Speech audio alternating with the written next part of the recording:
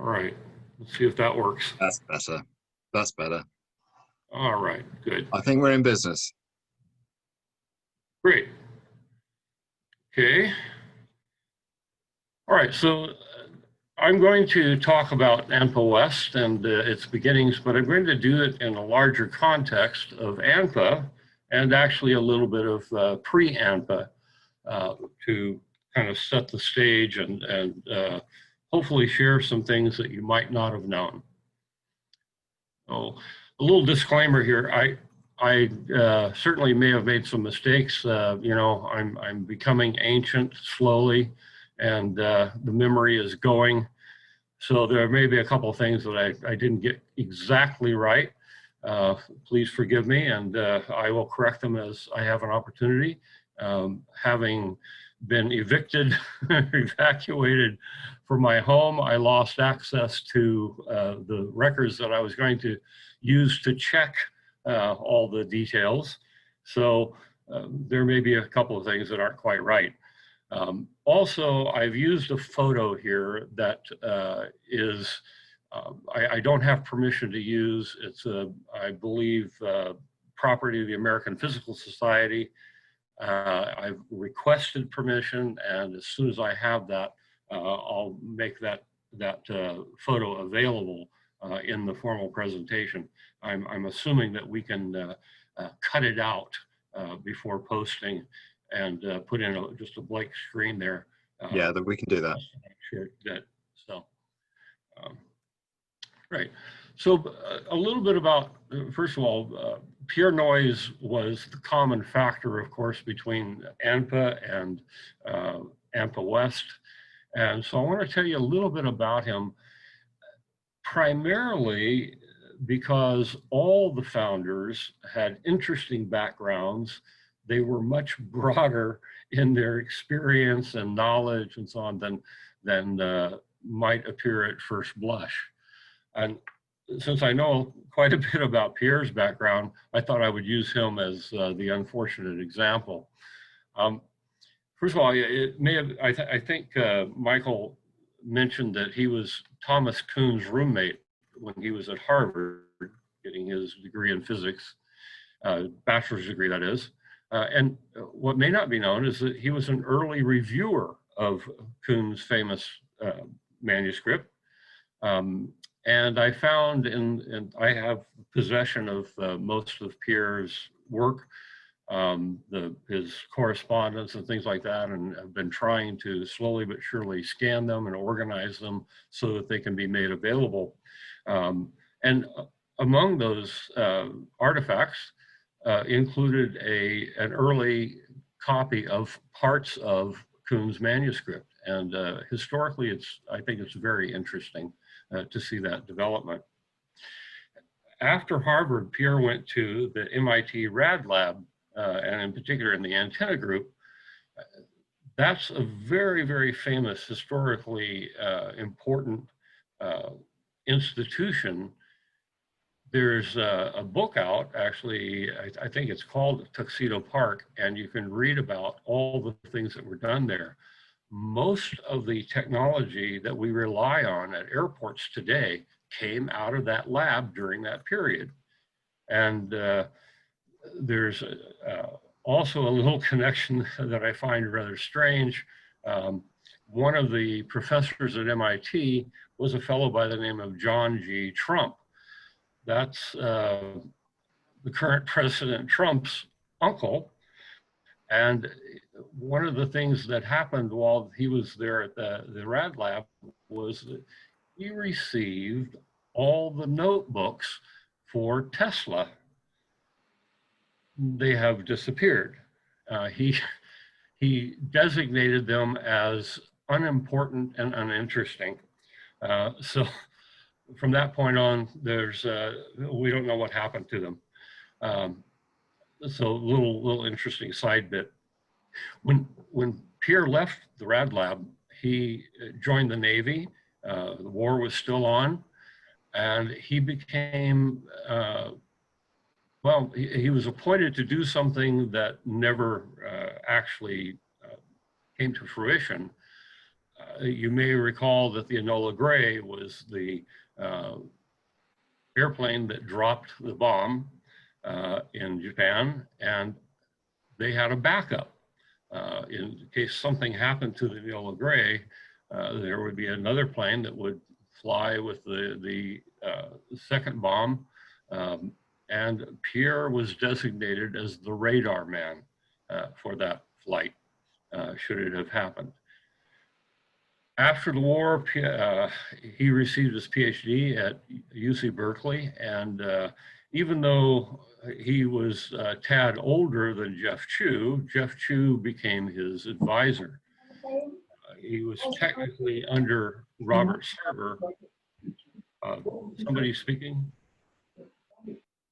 Hello? Yeah. All right. So somebody was speaking in the background. I thought they were asking me a question. After he received his PhD in 1950, he went to the University of Rochester from 52 to 55, where he was an assistant professor. And one of the things he did that was really interesting was to organize the second through, through the fifth high energy physics conference at Rochester. And in the course of doing that, of course, he was chosen because he was considered to be kind of the fair-haired boy in high energy physics. He became the organizer and proceedings editor for those conferences. And this photo, this is the one that is in contention that I don't have permission to use, but I'm using it live. And if you look, I think here you see Pierre Noyes. Next to him is Freeman Dyson. Next to him is Steinberger. This is Richard Feynman, and this is Hans Bethe. So in fairly good company, I would say.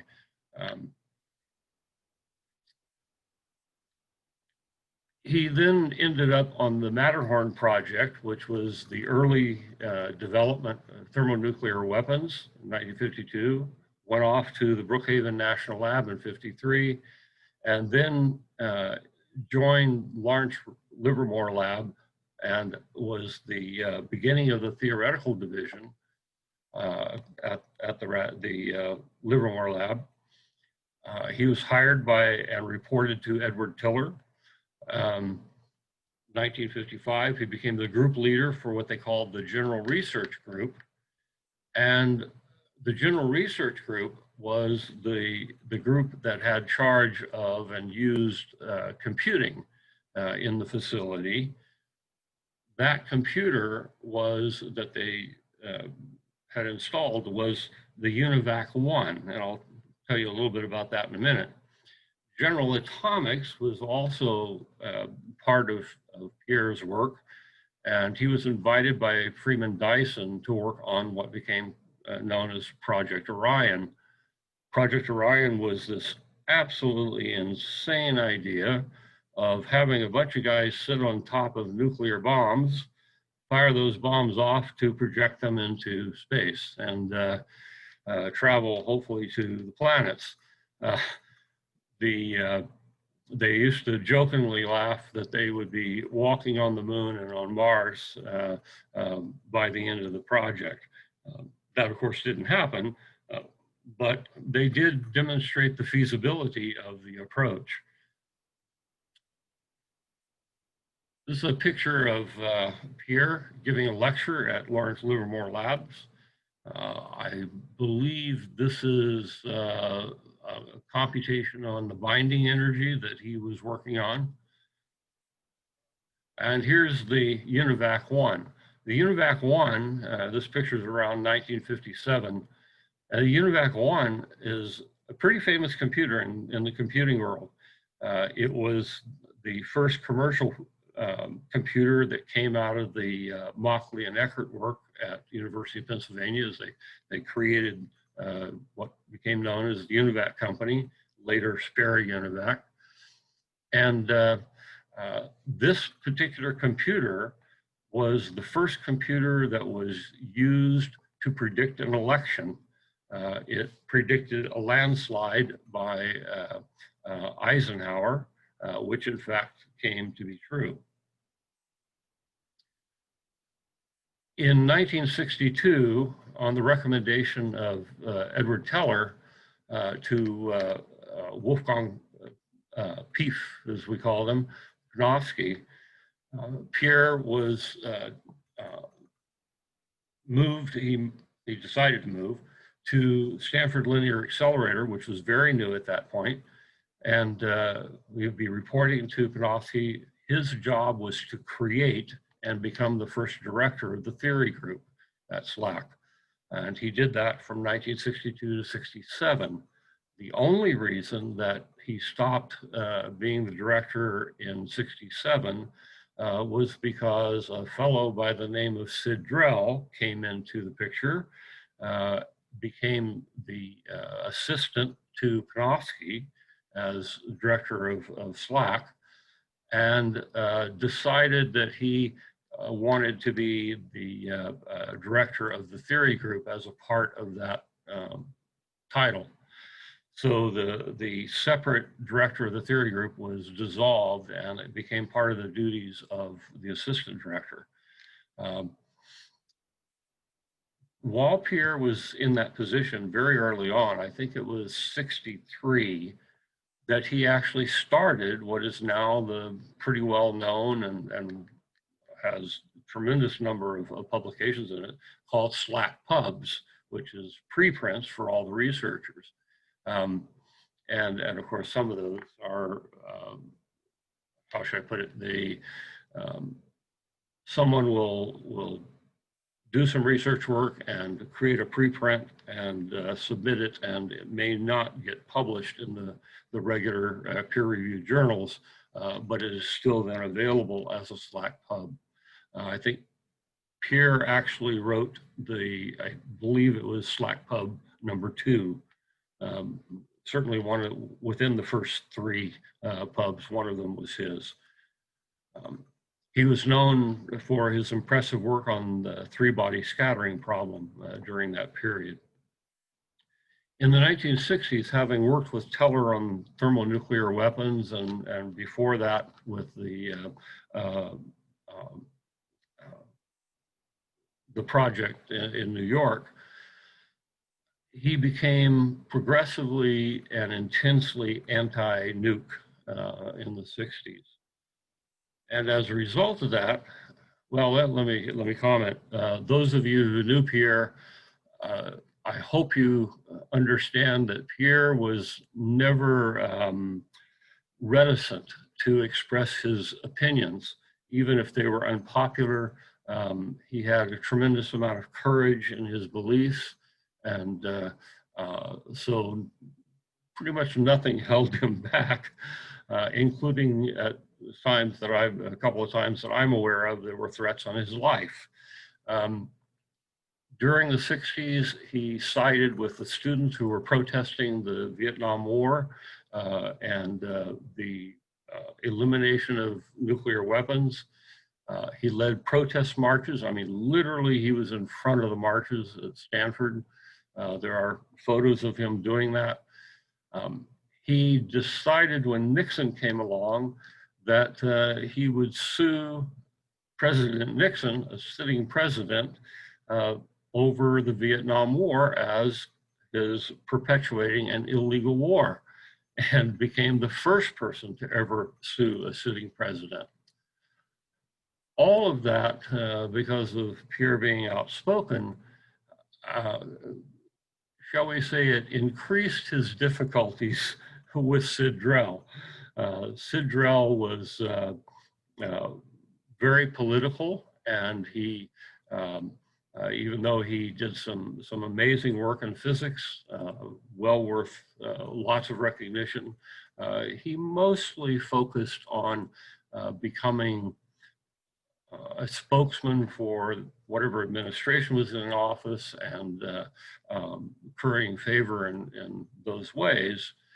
And as a result, he and Pierre butted heads.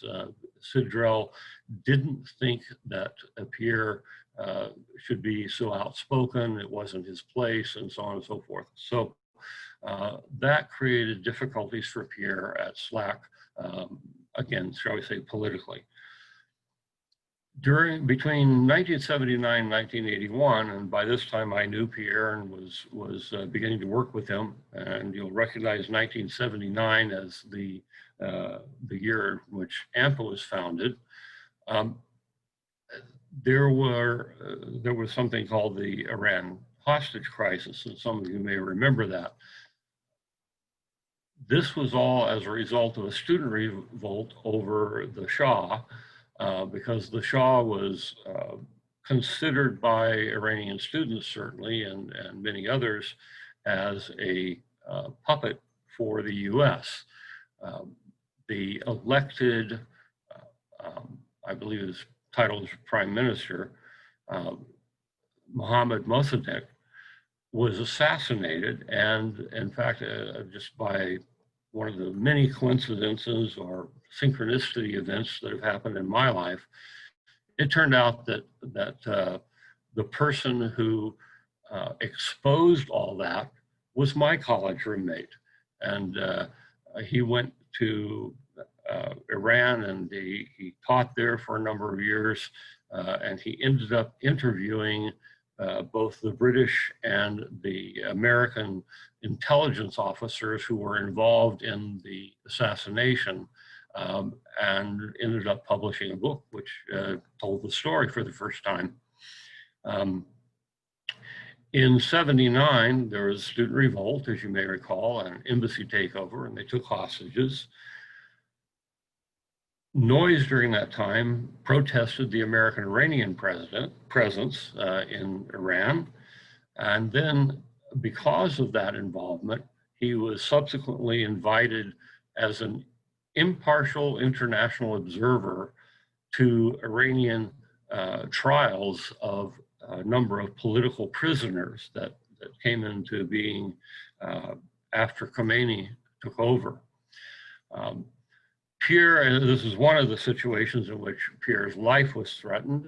I happened to be there when that happened, and it was a rather tense period. But it didn't prevent Pierre from expressing his opinion rather vocally that the trials, he did go and observe the trials, and his pronouncement to the international press was, it was a complete fraud. Around 1976, I don't have the exact date, it's in my records somewhere, Ted visited Stanford and gave a lecture on the combinatorial hierarchy. Pierre attended, and as he told me kind of, at that point, I think he didn't want to broadcast it very much, but he was intending on shooting Ted down. He had read the preliminary description of what the lecture would talk about and was incredibly skeptical. However, being Pierre, he attended, he listened carefully, he asked questions, and he found this relationship of the hierarchy to the coupling constants, which he actually understood a little bit better than Ted did. He found it very intriguing. He also understood that the coupling constants were running constants. That is, by that I mean that they change, the value changes with energy. And even beyond that, the coupling constants depend very much on the experimental setup. So he saw some opportunities to interpret the combinatorial hierarchy and find alignment with experiment. So that, as a result of that, as he told me, by the end of the lecture, he was now thinking very seriously about the validity of this, or potential validity of the hypothesis. And after a couple of days of thinking about it and doing some research, he became convinced that it really needed to be pursued. In the combinatorial hierarchy, of course, the characterization is discrimination of short bit strings. And so the hierarchy is built up on that basis. Pierre took that another step. And so I want to make a distinction between what Ted and Clive and John and Frederick were proposing and what um, came to be known as bitstring physics. Pierre had this idea that there would be a bit string that had two parts to it, a label up front and an address. And the label he saw as containing the strings that were being discriminated that created the hierarchy, and the address portion containing all the rest of the information about the physical interpretation of these bit strings. This idea was further, shall we say, moved along in Pierre's thinking by Mike Manthey, who created Program Universe, which was showed that in principle you could create a program that would generate the combinatorial hierarchy. This had a element of randomness to it. It was set up so that it could, in principle, again, run concurrently, and so there could be synchronization of events as these various parts of the program generated the combinatorial hierarchy. There's still a lot of what I will call arbitrariness in the specifics, simply because they would make a difference in how the corresponding universe evolved and was interpreted. But the point was that this could be a computational construction. During the same period, and actually a few years before the Anpa was created, Pierre ran something called the Lighthearted Philosophy Group. He would invite people to his home. We would spend the evening there. One of Pierre's favorite things was to create an unimaginable amount of popcorn, and people would bring wine and sit around and we hear a guest talk. Usually it's 5 to 10 people, not too many. Didn't have room in the living room for too many. And we had some pretty famous guest speakers, including a candidate for vice president of the United States. Now, and I mentioned the topics were wide ranging. You can think of any research topic, whatever the discipline, it was represented. So I want to suggest that Pierre's idea for the Lighthearted Philosophy Group was carried over into Anpa. In 1979, the founders met at Clive's Red Tiles cottage. Somewhere I have a photograph of the cottage, and I'll try to make that available at some point. I hope I can. Only the founders were in attendance, and I'd like to make a couple of comments about the other founders. And I'm just for time's sake, I'm not going to spend much time on this, but there's a lot to say if I had that time. There is a tendency to think of the founders as just being focused on or mainly interested in the combinatorial hierarchy work. That's definitively not true.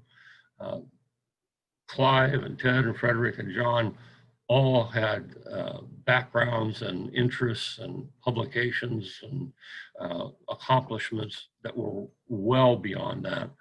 To give an example, for instance, Clive was deeply involved with the mathematics of general relativity. With Bondi and a couple of others, he created what was in the UK the very first research group dedicated to general relativity. Ted, one other point about Clive, Some of us in physics were taught mechanics, classical mechanics, from a book by Goldstein. And if you look in that group, in that book, uh, Goldstein cites Clive as the source on Lagrangian dynamics. And that's pretty important. And there were similar things about Clive. He was an expert in quite a few areas, and um, he just was, as all the founders were, they were very quiet and unassuming. Ted, likewise, as I think Michael mentioned, he had 2 degrees, which, by the way, the bio that's up on the Epiphany Philosophers has the description of his PhDs slightly backwards. I've contacted the universities involved and got the actual details. So fair warning, there's some things that aren't quite right in the published information. Uh, he had met Clive very early on, as I think also was mentioned over a book involving editing. They became close friends and worked together. And in fact, Clive was an important person in helping Ted get his first PhD and his second. Now I've forgotten the order, but one, of course, was in physics, and the other, I think the physics was the second one. That's right, yes. And the first one in, I believe it was 1952, was mathematics. He had also, just outside of sciences, Ted was an interesting character. I had the good fortune to spend a fair amount of time with Ted, both in his visits with me in California, and also mine with him and his family in England. Ted was a very hands-on person. And very talented, and it seemed like he could learn anything that he set his mind to. Among other things, well, he had purchased I believe it was Elizabethan era barn, and had completely renovated it and turned it into his home. Among other things, in the process of doing that, Ted decided to learn how to thatch roofs in the Elizabethan style, and he taught himself, and I mean, it's still astounding to me that that's a very technical job. You have to know what you're doing, otherwise you're going to get rained on. The other thing that he did that I know of during that time was he became an accomplished mason, and so there's a lot of stonework that had to be repaired and that sort of thing, brickwork, and he taught himself how to do that, and with great accomplishment. Frederick, we've heard a little bit about, and his capabilities, his interests. I had the good fortune of knowing Frederick and having good conversations with him whenever I was in England, from 1980 through, I believe it was 87 when he passed away. And he and I spent a lot of time talking about language and cognition. A fascinating person with, again, a tremendous amount of knowledge and breadth. John, I hope most of you know John, and all I can say is that John is one of my favorite people. I'm not going to go into his particular talents. Hopefully we can convince him to tell us more about his background, but since he's still with us, I'm not going to embarrass him. All 4 of them, and to a lesser degree, Pierre, were very unassuming people. Their egos were, especially these 4, their egos were just not in evidence. They would talk to anyone who had a serious conversation and treat it seriously. Uh, I have a mental image in my head of Clive sitting in our AMPA meetings, listening intensely, usually with a finger over his side of his mouth like this while he was listening, and his eyes closed, and from time to time nodding his head or raising his eyebrows, and then asking very pointed questions afterwards, but never ever putting anyone down. Yeah, even, we, from time to time, we certainly had a couple of shall we say, um, kind of silly talks. Um, Clive treated them with great respect, and was really a wonderful thing. It set the tone for Anpa, and then as a result of that, Anpa West. There was some, according to Pierre, there was some resistance about creating Anpa as a public organization at the Red Tiles Cottage. Now, I'm relying totally on noise for this. So if, for instance, John has other memories, be great to hear about that. But he told me that he encountered some resistance about creating AMPA, just because uh, it seemed to be a kind of promotion that was unseemly. And so uh, Pierre insisted, he pushed, and eventually got agreement that ended up creating AMPA. He wrote the charter on something that was based on something that was very important to him. He considered himself, and I believe most of his life, acted in accordance with being an egalitarian. That was just very, very important to Pierre at all times. Um, the topics in those early years, from 1980 to 87, I would say, there weren't very many talks about the combinatorial hierarchy. Certainly Ted and Clive, Pierre and myself, and in the first couple of years, John, who was in attendance then, but not later. We certainly gave talks that had to do with the combinatorial hierarchy. And for my part, it wasn't until, I believe, my fourth talk that I started talking about the hierarchy. I didn't feel knowledgeable enough to talk about it earlier on, and I was already doing other research. The topics ranged, well, certainly there was a weighting early on towards physics and math, but also we had talks on biology, computer science, psychology, philosophy, you name it. It all came in, and we had some really great talks.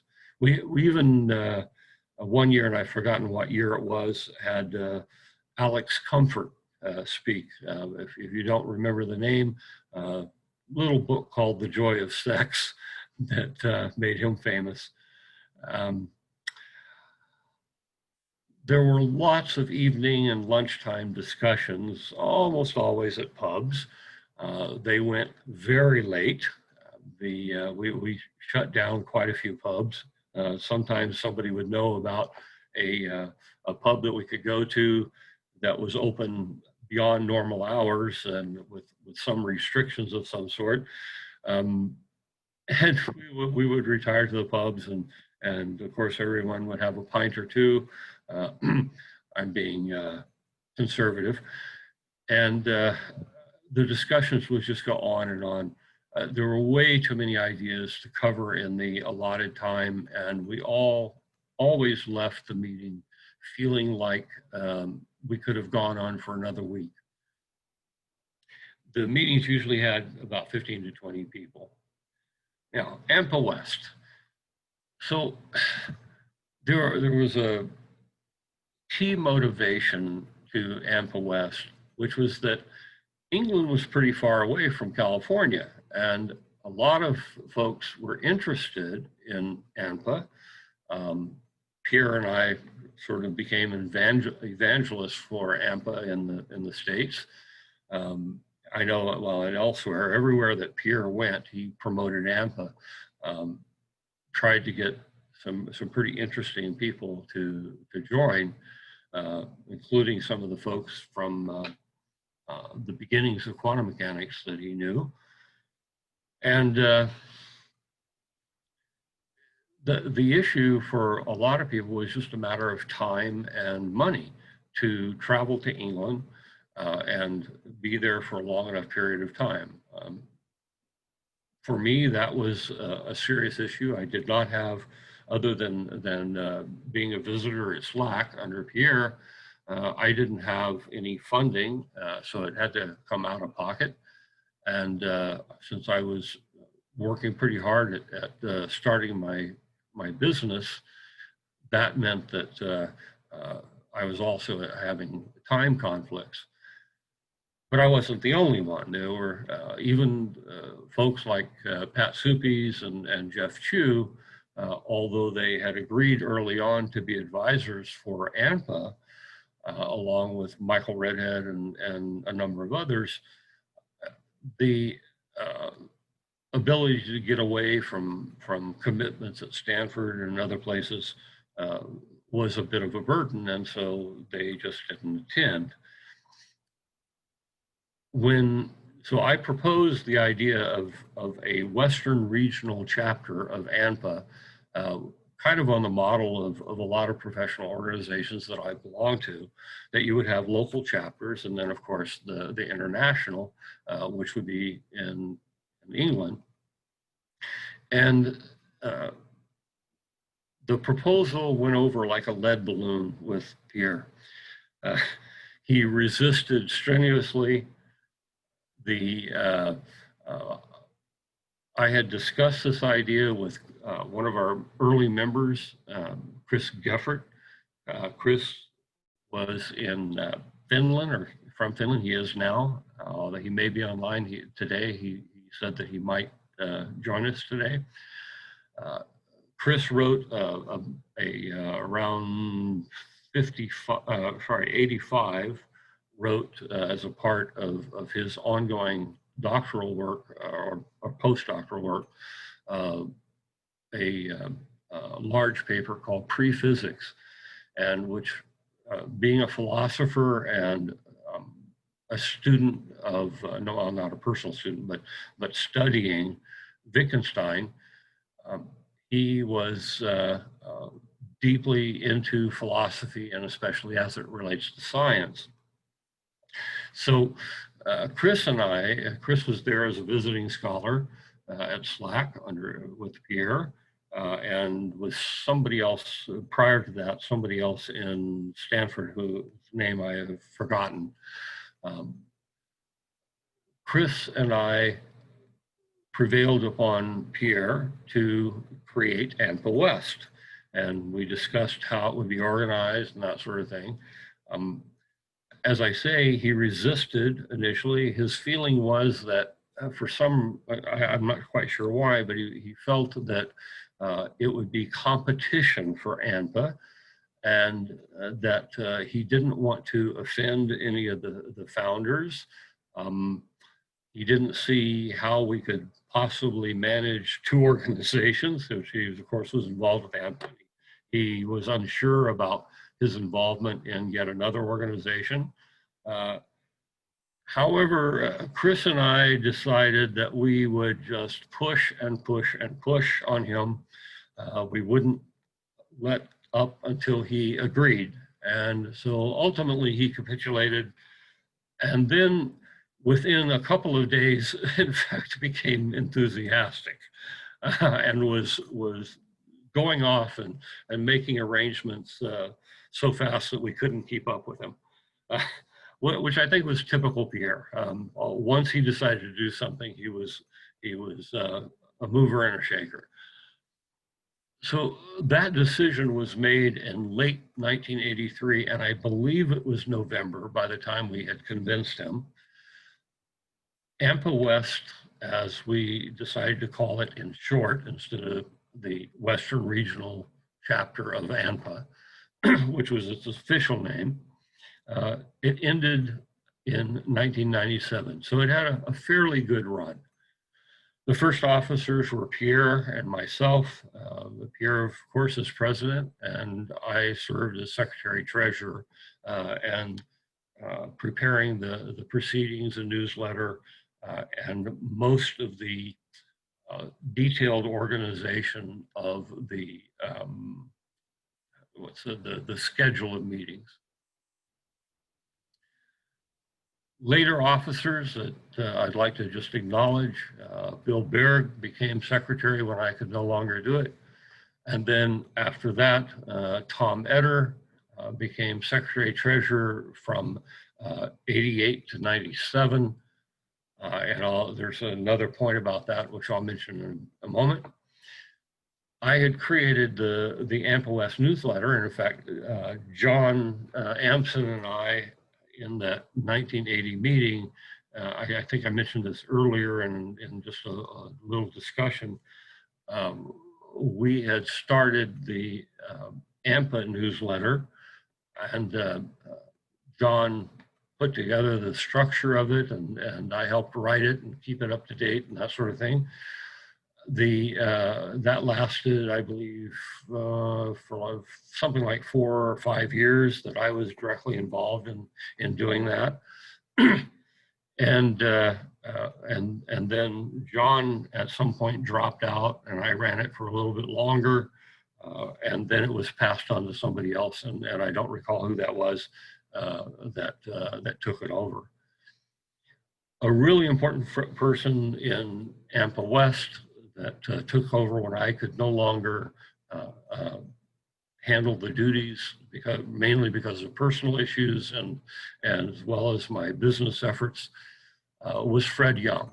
And Fred became the conference organizer, and the proceedings editor from 1989 to 1997. I don't think that he was officially designated as, having some particular title, but without Fred, I don't think that Anpa West could have continued. Our key advisors were Jeff Chu and Pat Suppies, and I specifically want to acknowledge Pat Suppies. Pat gave us rooms, and Pat was the chair of 2 separate organizations at Stanford and departments, and had a fair amount of power and certainly a tremendous amount of respect. Pretty much anything he decided he wanted to do was done at Stanford. And out of, just because he was so well known and had been so prolific in his writing and accomplishments. So Pat gave us dedicated room during our meetings, first at Ventura Hall and then at Cordura Hall. So all of our meetings up until, I believe, around 94, 95 at least, were in those 2 locations. We promoted Anpa West with posters. I was going to show you the first poster, but frankly, I'm a little embarrassed. Looking back at it, it was quite amateurish and just, we did what we had to do to get something out, and we didn't have any funds, so we didn't hire someone to create a nice poster and something that would attract attention. But we posted them everywhere in Stanford. I posted them at Stanford Research Institute, where I still had connections and involvement. Likewise, we posted them at University of California, Berkeley, and at University of California, San Francisco, San Francisco State University, my apologies. The first meeting was in the spring of 1984, and we had scheduled talks. Most of those we had put on the poster, but then there were additional ones added later. We also had poster sessions, And I decided to create what Pierre dubbed instant proceedings. I made an arrangement with a local copy print shop that I had worked with quite a bit. And they agreed that if we gathered up all the submissions for papers on the first day in the morning by 10 o'clock in the morning. And then at noon, I took those down to this copy shop, and they reproduced them and bound them. I forgot to mention, of course, I took orders then from the attendees, anyone who wanted the copy could pay their fee, and basically the cost of our reproducing them. And then I would take that money and the materials, go to the copy shop, drop them off at noon, come back. And by the end of the first day, the copy shop had reproduced and bound the proceedings. That worked out very well, and we continued to do that for some time. Typically, we actually had very good attendance from day one. It was 15 to 20 attendees usually, but I recall one year that we almost reached 40 attendees, and I believe it was, in fact, I believe it was 39 specifically. Somewhere in my records, I have those lists of people who, because we asked everyone to sign in and provide their email or telephone number and address so that we could send them notices. To give you a feel for the speakers, that first year, of course, there were, as I put it, the usual suspects. Pierre started off, I did the second one, then Pat Suppies, then Jeff Chu, and then Eddie Oceans. There were a few others then that joined in, but those, the four you see there were the official ones on the poster. In 1985, Jeff Chu, Nick Damaris, which I'm not sure the exact biological relationship, but we just thought of him as and he may have been Frederick Parker Rhodes' son. Then I talked William Miller, who was a former professor of mine and that I was doing work with during that time, which is in the paper that's discussed in the paper that I wrote for the Anpa 40 proceedings. Pierre, Hank Partovi, sorry, and Hank Stapp. We had, I'll mention here that actually in '85, I should have had Pat Suppies there as well. Pat and Jeff and Hank all decided to use Anpa West as the first publication of original work. And I personally found that to be very flattering. I was very pleased that they had decided to do that and treat it that seriously. That continued throughout. Some of the papers that they wrote for Anpa West were not published anywhere else. Others were published in peer-reviewed journals and showed up, later on, sometimes in a revised form, but in general, not exactly what was presented at Anpa West. So if you look at this slide, you'll see that there are quite a few people. In '88, you'll notice that Luke Hoffman shows up. Mike Manthe is there, and Tom Etter has, actually, I should have mentioned, Tom Etter was there in '87, which I think was the first time to talk. But Tom, I believe, was first in the area and working with us, made contact with Pierre. I'm not sure exactly how that happened, but I believe that was in '85. And I'll mention that Tom he became a very important person as far as taking on duties. But Tom had a very interesting background, and knew and worked with over the years some pretty well-known people. Tom was one of those people who had lots and lots of interesting ideas and pursued them with a degree of fervor. Tom, though, was not someone who talked very much about his background, and I'm still trying to get an accurate bio on him. I have found out most of his academic background, but there's still more coming. Excuse me. In 1991, we dedicated the meeting to John Bell, and that was in part because, and I believe it was in 87 or 88, John had come to visit us at SLAC, and he and Pierre and I spent a lot of time together. We had a dinner at Pierre's house with those of us, our wives, and Mary Bell was there. Actually, there were 3 Marys. At that time, my wife was, her name was Mary. Pierre's wife's name was Mary, and John Bell's wife was named Mary. The other couple that were at the meeting was Nick Herbert and his wife, Betsy. So we have photos that were taken at that time of those of us at the dinner.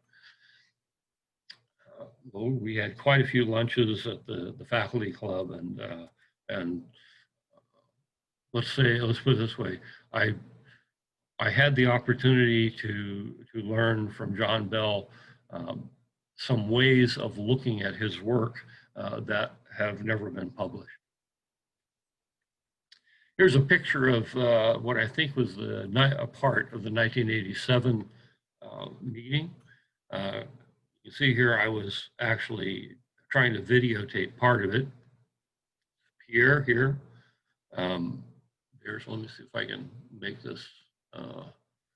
No, that didn't work. Trying to make the cursor look something a little bit easier. So Pierre, this is Eddie Oceans. This is Ed Jones, a former student of Pierre's. Ed was always involved and working at Lawrence Livermore, doing, ultimately, I'm not sure if at that time it was the case, but ultimately he was one of the lead people doing risk assessment. And when the problems happened with the reactor in Japan that you may recall, it was Ed Jones that was in charge of assessing risk there for that facility and what had gone wrong and how to avoid it. I'm not sure who this was, unfortunately, but this is Tom Etter.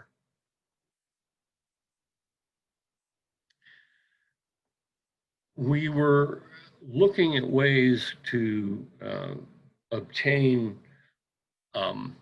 funding, and one of the criteria in the States that's always important in getting funding is the funding needs to be tax deductible. So I had been involved in creating not-for-profit organizations previously, and so after discussion with Pierre, I created what came to be called the Alternative Natural Philosophy Corporation in 1984, with Pierre as one of the officers and myself as the other officer on the paperwork. We managed to get not-for-profit, not non-profit, but not-for-profit status with IRS approval. Created a bank account, and I funded that account with some initial seed money. The idea was that Anpa donations, the membership fees or conference fees and any grants that we could get would all be tax deductible. And in fact, that's how we managed the finances for the next couple of years. It became inactive in 1986 because we just couldn't get any of the folks that we thought would give us some money to follow through. Never did quite figure out what happened on that, but we had some good contacts, and especially in the tech industry, Silicon Valley. When Tom Etter took over for some of my duties in 1988, he resurrected the corporation, and then it became inactive again, I believe around 96 or possibly 97. And I think part of the reason for that was Tom was beginning to be ill, and he was also stopping the creation and so on of what came to be known as the Anpa West Journal.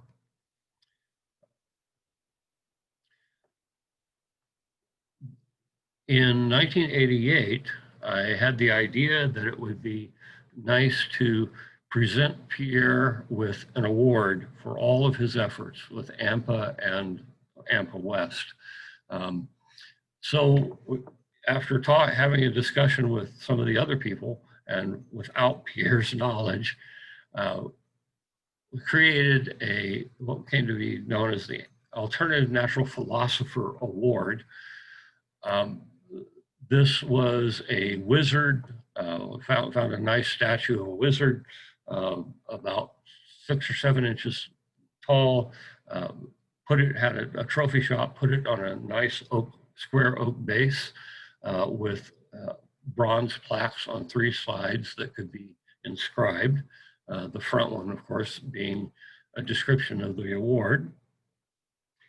And we decided to present it to Pierre at the next dinner that we had one special dinner with every meeting. And so we set up time to present him with the award, and also with a personalized framed parchment certificate that was done in calligraphy. A friend of Eddie Ocean's was a calligrapher and did that work for us, which was very nice. And at the end of each year, the trophy would be passed on by the current recipient or current holder of the award to the next recipient, and the recipients would keep their personalized frame parchment certificates, but pass the trophy on. This is a list of the recipients, and we had no one designated in 1995.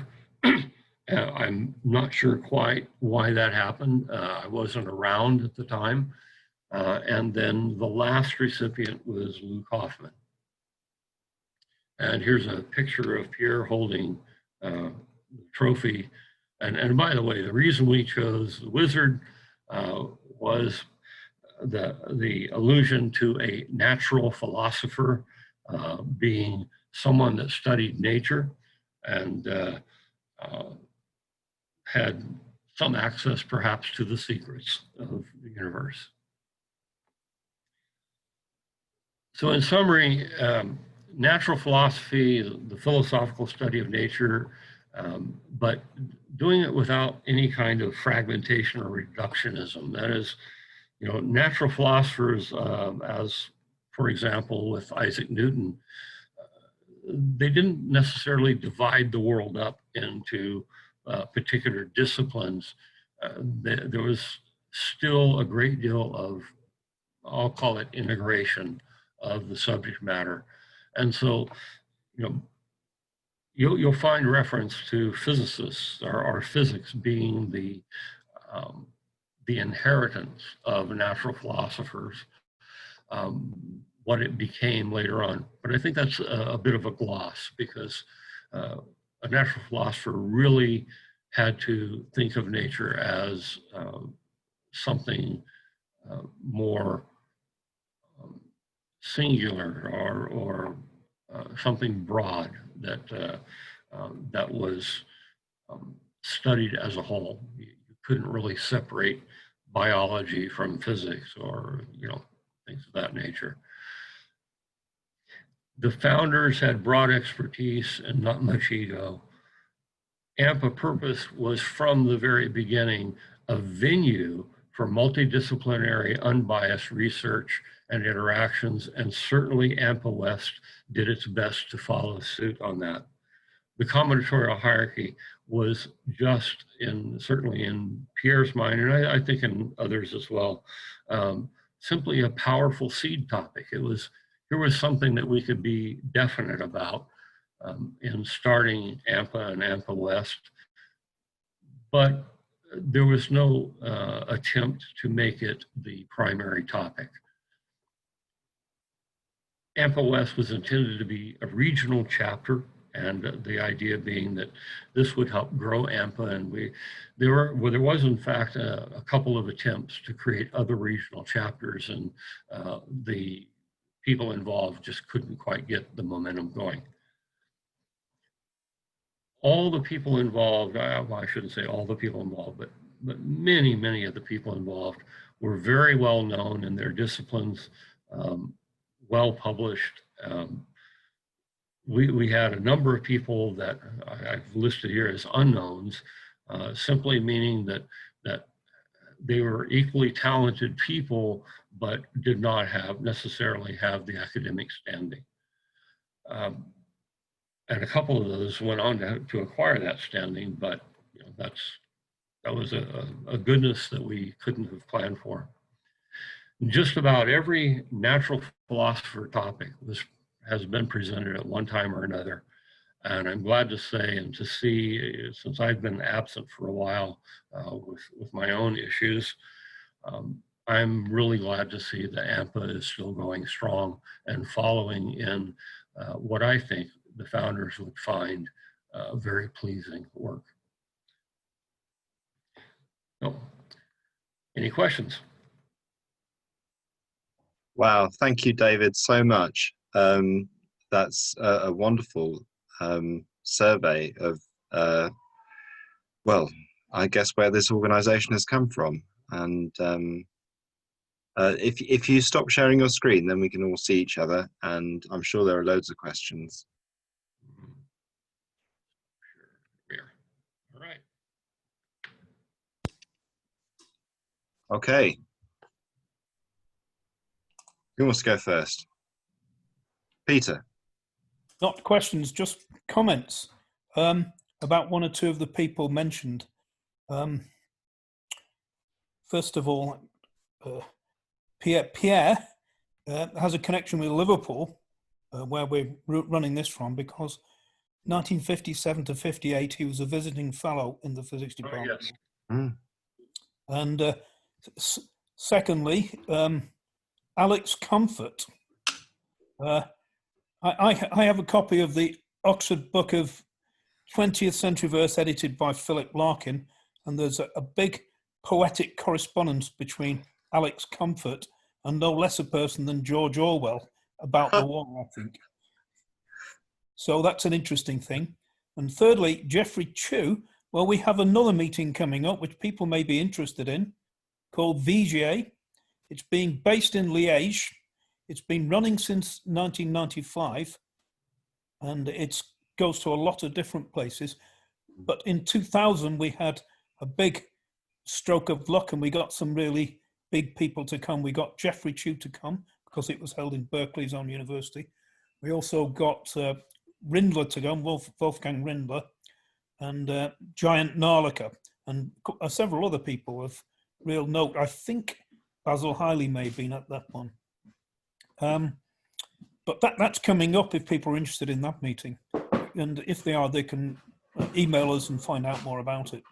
It's probably going to have to be like this one, online mostly, but I think one or two people are going to go to Liège. Excellent. Before I forget, Katya, could you say hello and introduce yourself a little bit? Yes. Hello, thank you, David, for the talk. And yeah, I'm Pierre Noyes' daughter. I was actually born in Liverpool when he was there in '58. Um, and I'm sure he is smiling from atheist heaven right now that this is going on. And it's exciting for me to be part of it. So thank you all. Thank you for coming. I don't recognise your. Peter, we lost you at the end of that sentence. I don't recognise the Scouse accent. I was only there 6 months, so it didn't It's long take. enough.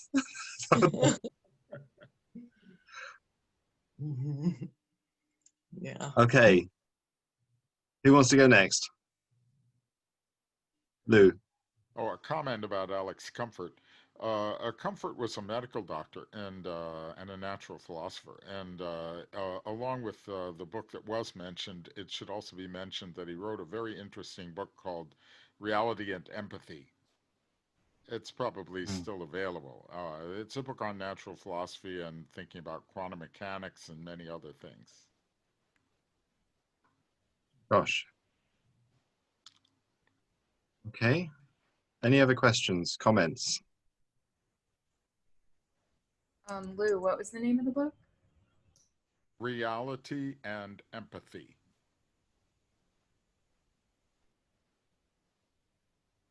I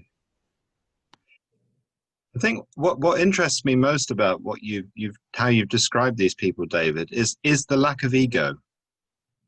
Yes. And that's incredibly important. And you know, we inhabit an academic world these days which puts rather unfortunate emphasis on ego, and it's one of the reasons why I think Anpa is so refreshing, because it lacks this. I agree. The ability to set that aspect of our personalities aside for a period of time, at least, if not hopefully more pervasively in your life, is something that I deeply appreciate about Anpa from the beginning. And people felt like they could talk about their ideas and their research, and or maybe just speculations without being judged. And that created an atmosphere that was incredibly creative. You know, when creative people are uninhibited, you get the most interesting avenues to explore, and very often very fruitful then as a result. Yeah, no, it's special, and it's a shame that we don't find conversations like this in our institutions, Right. but we find it here. So maybe this is the future. Peter, you had a question. Masa, you have to unmute Peter. You're still muted. Yeah. There we are. Now you're very quiet. No, it's not working. Oh, you're remuted. Yeah.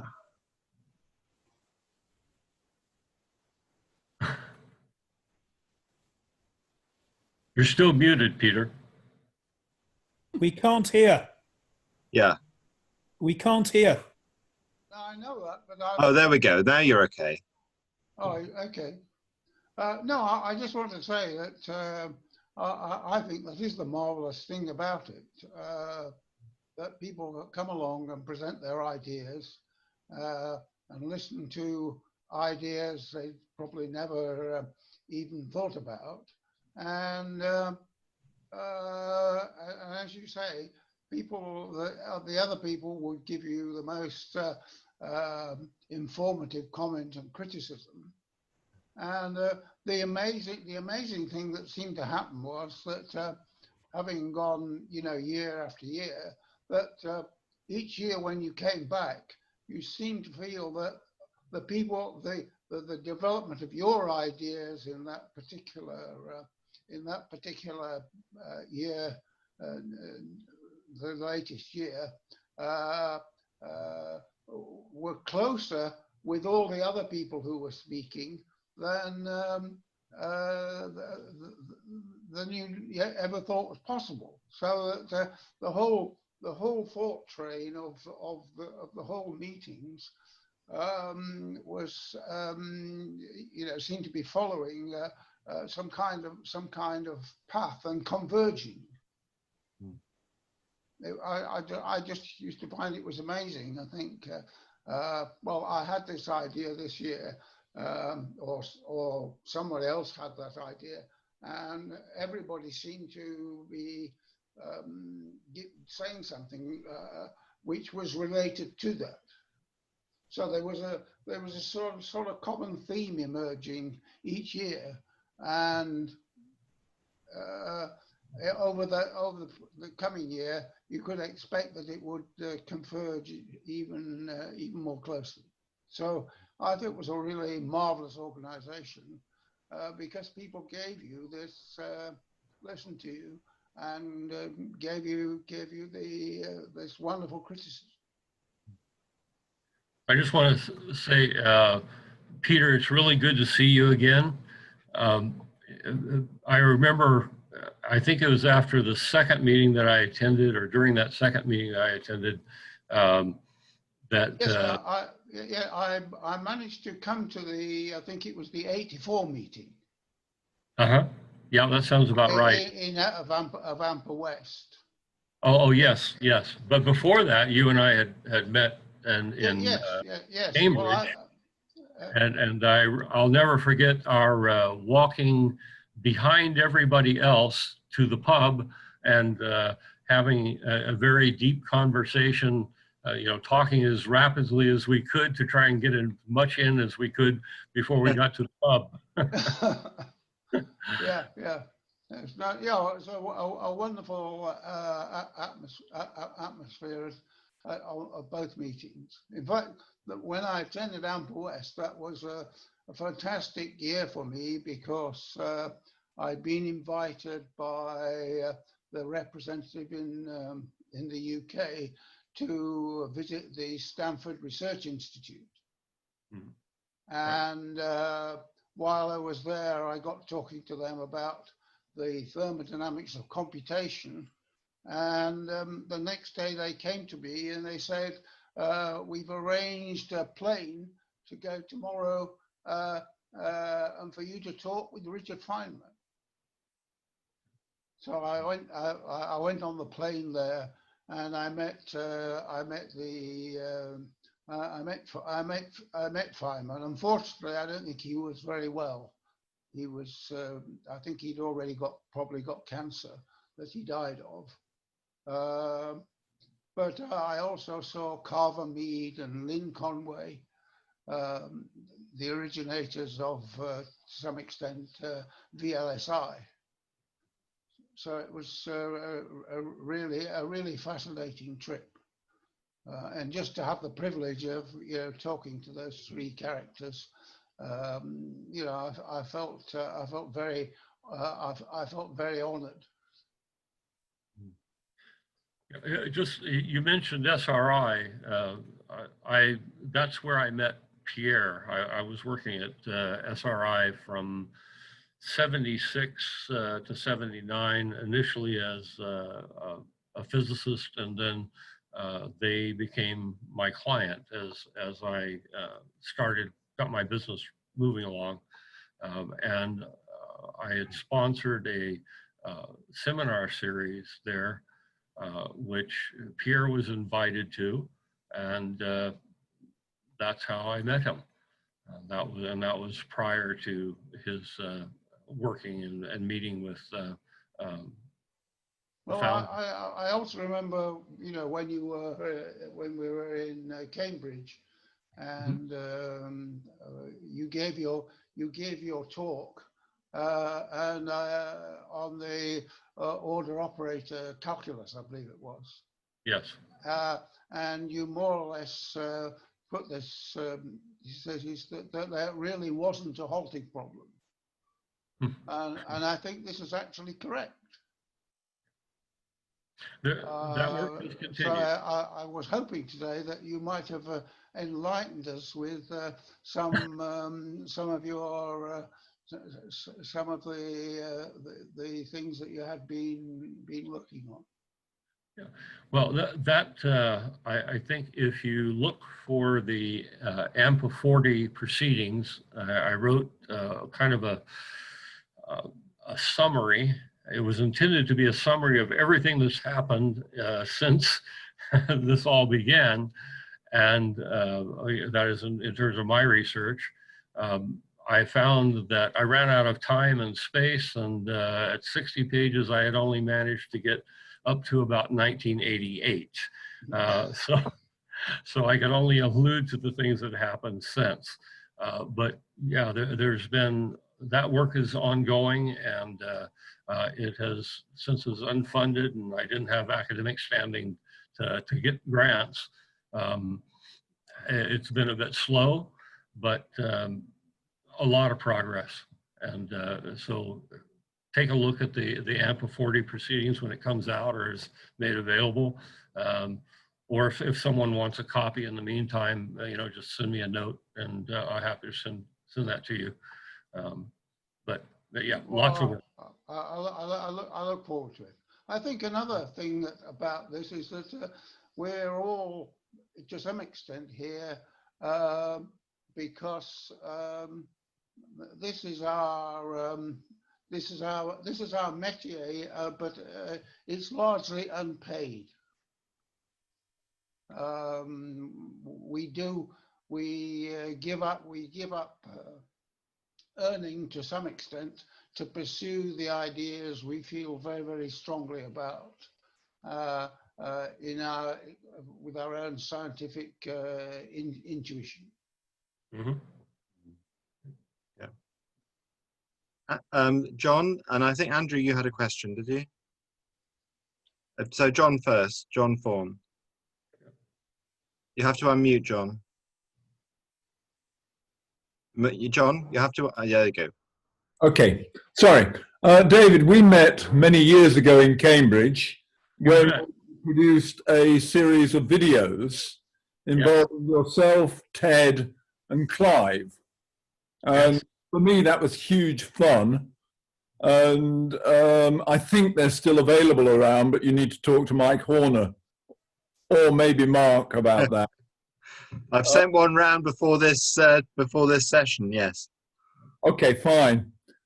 The thing I never did understand, particularly after your talk about how important Pierre Noyes was, is why he was never included in that video. Do you have any thoughts on that? Sure.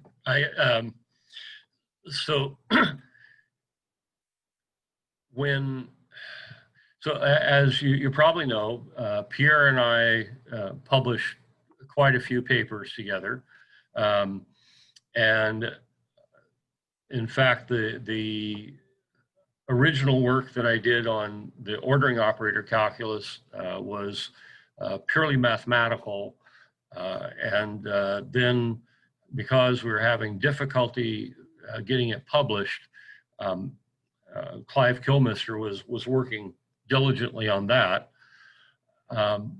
But in the meantime, Pierre was pushing forward, and so I kind of adapted it to Pierre's view of bit string physics. That upset Clive. He wanted me to leave things the way they were. My perspective was that this was a general purpose tool, and I didn't completely share Pierre's view on bit string physics. In particular, I felt that bit strings were not a rich enough construct.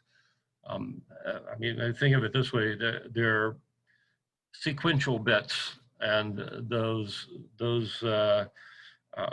strings then will interact through discrimination and so on. But how the entirety is interrelated is kind of up in the air. So that was an ongoing tension between myself and Pierre, and as a result, the work that I was doing on the ordering operator calculus was not coming through in any of those papers.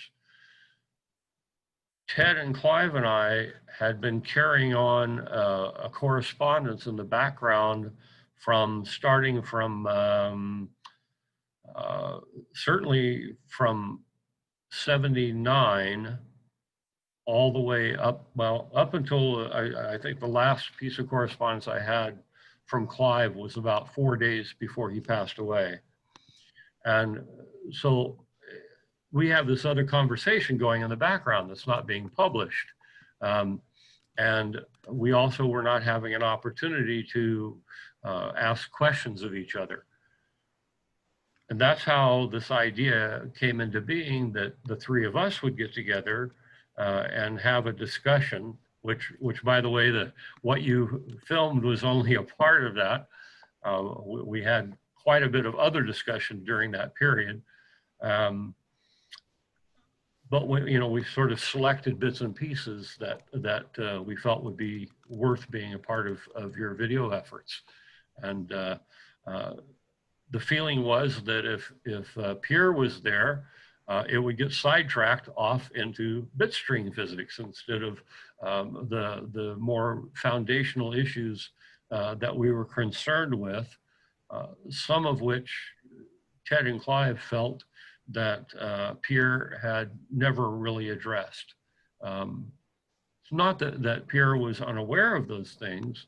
It was just that, Pierre being Pierre, he was going full steam ahead on the parts that could be developed given his approach, and of course did an amazing amount of work in that regard. David, this is Mike. I have a suggestion. Now there's no opposition.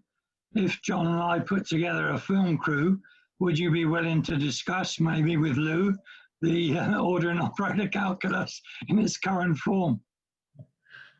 Probably. Yep. I would suggest, Lou, if you take a look at what I've written in the way of the summary, then tell me what you think, and perhaps we can do something. With appropriate social distancing, of course. Yes, of course. I have a question for Lou. Do you have any picture or physically have the award that you got in 1999?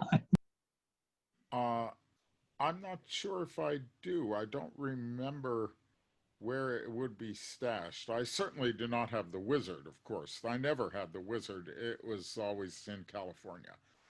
But the parchment paper may be somewhere in my belongings. Yeah. A question. Does anyone know if Fred Young has been contacted about this present meeting? Yes, he's online right now. I think he's good. here. Great, great. Yeah, Fred, why don't you say hello?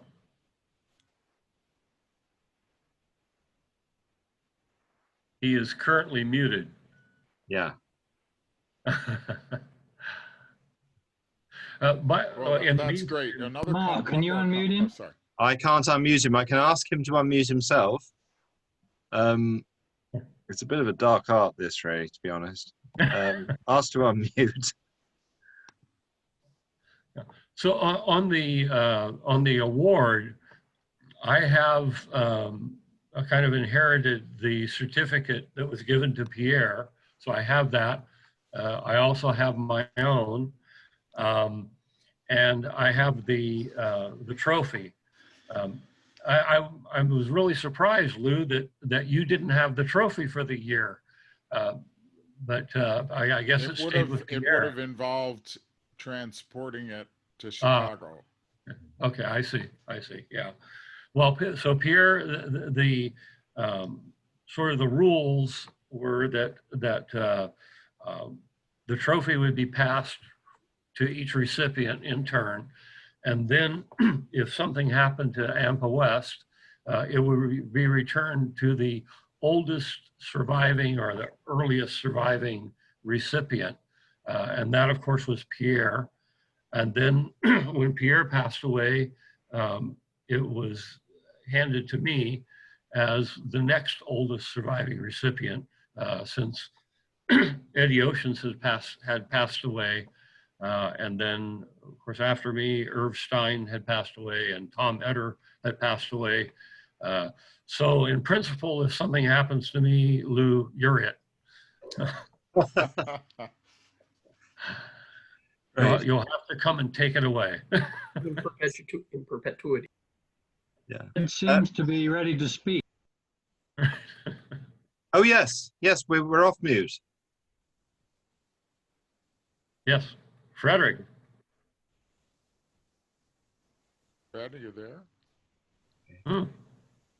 I'm also, am I right in thinking that Christine's iPad is John Amson? Yes, it is. Right. Watches in the evening. I spoke to Christine today. He'll be watching this tonight. Okay.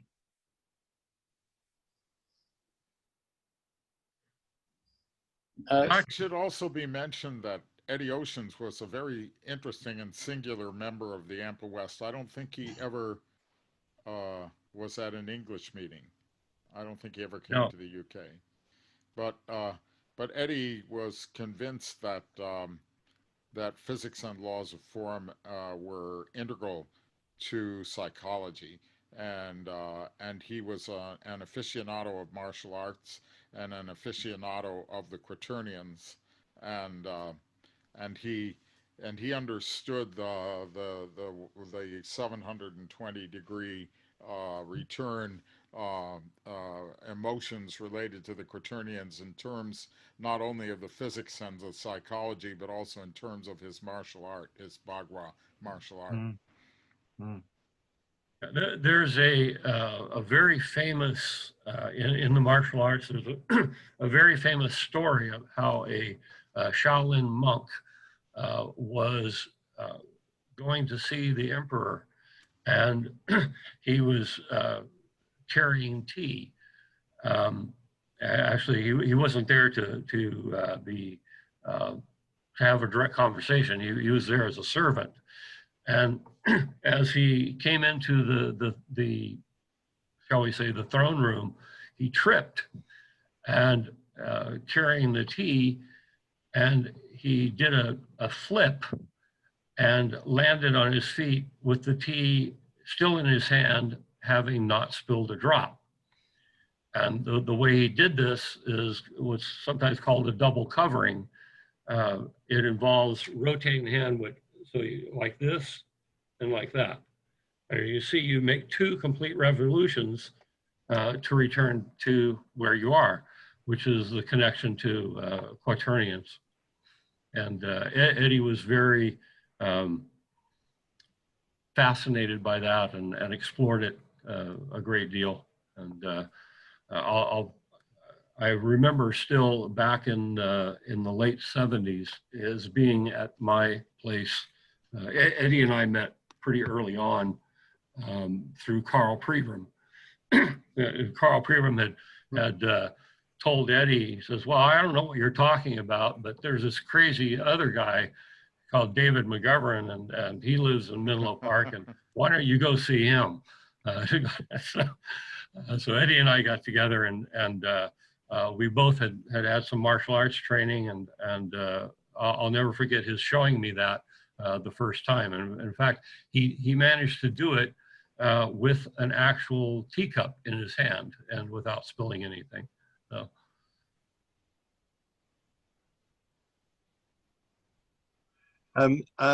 John Torday's got a question, which he's just put in the chat here.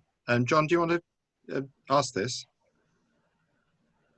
Oh, yeah, with some reticence. As I said in my talk last Tuesday, I'm the beggar at the banquet here. And my question was that, David, you mentioned that biology was one of the topics covered. How much as a biologist amongst physicists and mathematicians, I actually want to say something. I mean, I think this process is really, really important, especially from an American standpoint, where science has done some sort of a backslide. We desperately need more of a holistic way of understanding the science. We've fragmented it so much that I don't, I could talk to you guys. I know some physics, and I can keep a checkbook, sort of. But yeah, so you know where I'm going. But anyway, but my question was, yeah, how much biology has there been over the years at Anpa? I would say, so I'll interpret the term biology a bit broadly, but I would say, 10% of the talks were biology talks. No, Fred Young is a biologist and has given talks for a very, very long time. We mentioned Eddie Oceans. Eddie Oceans was interested certainly in the biological aspects as they pertain to psychology. And so a lot of what Eddie did, some of which I still think is underrated and not, has not been recognized. Eddie introduced John Weakland and other people to ways of investigating neural activity based on his ideas, and using squid devices, for example. So there's even when the talk wasn't necessarily by a biologist, there's been overlap many, many times. Thank you. Vanessa Hill and I presented about 4 or 5 papers on biology. Also, some of the papers that I did with Peter Marsa include biology. Mm-hmm. And I will say, my own work is, even though, well, I dislike labels, but certainly I would not be recognized as a biologist, but my own work has been focused, the whole idea has been that cognition and brain functioning are central even to understanding physics. I mean, physics is about observation. And so to leave the physiology and aspects of what we understand about cognition out of physics is, I think, a grave error. Well, yeah, and Mark Johnson had sent me a piece about Sir Paul Nurse.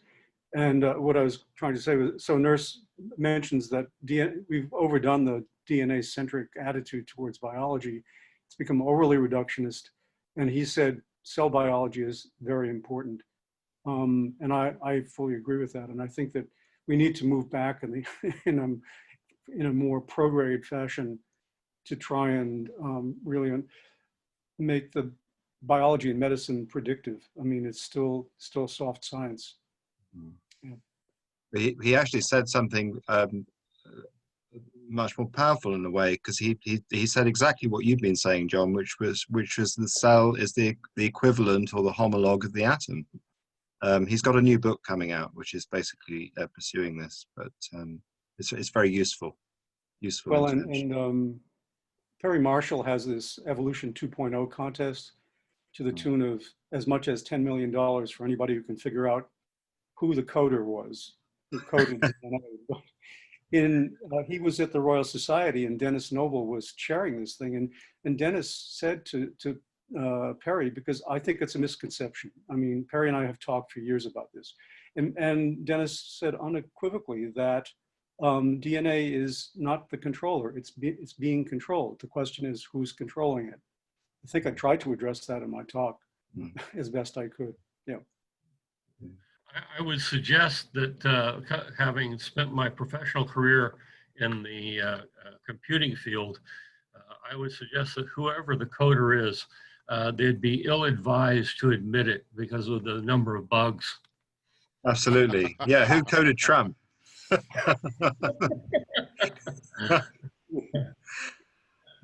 John Fawn.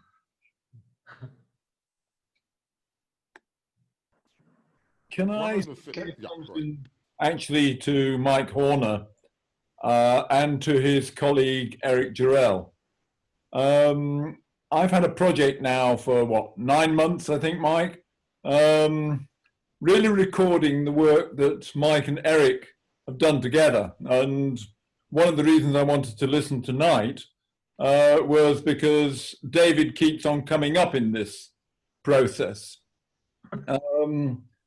But there is this whole business about recording of people at a level, a broad level, in a multidisciplinary way. And that's what's kept me occupied during lockdown, thank goodness.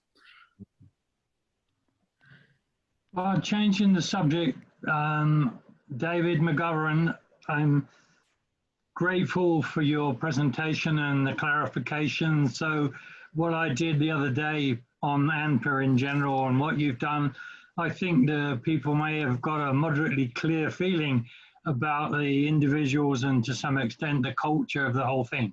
So absolutely. I think you did a great job. Thank you very much. Absolutely.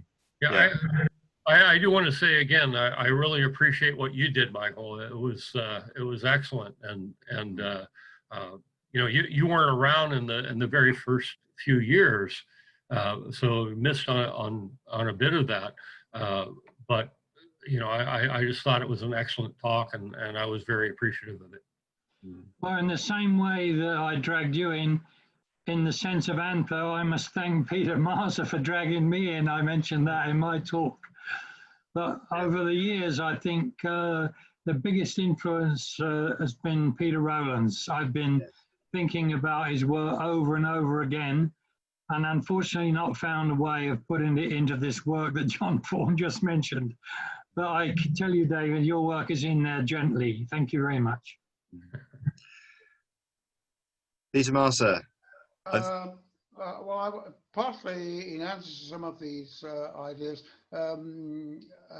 John says he feels a bit isolated about being a biologist, but last year, for some reason, it seems to be a little bit inexplicable. I was invited to go and give a talk at a conference of medical doctors on neurology and neuroscience. As basically a mathematician and a physicist, I had to then, in order to try and reach my audience, I had to rethink my ideas in as much medical terms as I could. And luckily this was not too bad, because there's a very strong link with what I think we're all doing in regard to things like MRI, and the fact that if we've actually got a picture at home of my grandson, which was taken while he was still inside his mother, and of course that has to be done by the as in MRI, by the active and precise control of waves. And so doing that exercise in order to give this talk, so I thought John could perhaps invite one or two of you physicists to come down to UCLA and explain what they've been doing to a biological audience, and see what happens. But I think there's a greatly, I think the universe has a physiology which we talk about as elementary particle physics. And I think you can make you could make a change along those kind of lines, and it's very educational. It was very educational for me to actually do that, and I think that seemed to work, at least for me. Okay, I think probably an hour and 50 minutes in Zoom is long enough for anybody. David, thank you so much. The circumstances under which you've given this talk are horrendous, and we're so grateful that you've, I mean, this has just been a wonderful survey, and one that I'm going to be returning to because I'm new to all of this, and I want to know more. So you know, I think we're all incredibly in your debt, and we hope that everything works out for you in terms of the fires and getting back into your house. But thank you very much.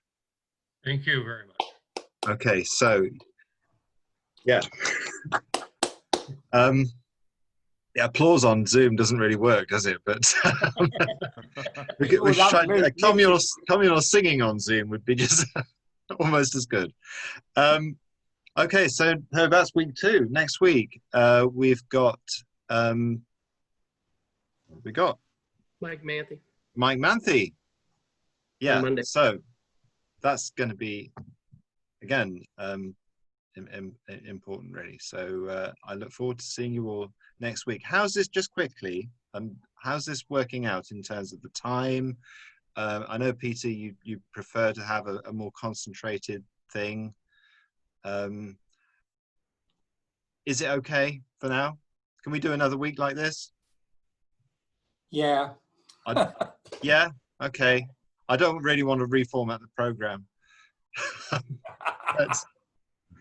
But also I do like the fact that we're able to have so much time for each other. That's such an important thing, and you never see it in conferences, people really listening to each other. And I think this is the most important thing in science, it seems to me, listening.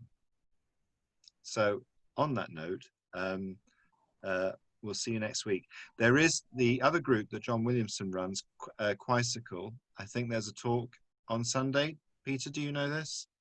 Yep, I know there's a talk on Sunday, but I don't know who's talking. Okay, well, I will send 5 o'clock details. on Sunday. I'll send details around about that because I promised John that I would do that. So I'll send details around about that for anybody from here who would like to go to the Quisicle talk on Sunday. All right, but otherwise, we'll see you on Monday and have a great weekend. Great. Okay, bye-bye. Thank you. Thank you. Thank you, everybody. Bye-bye, bye-bye.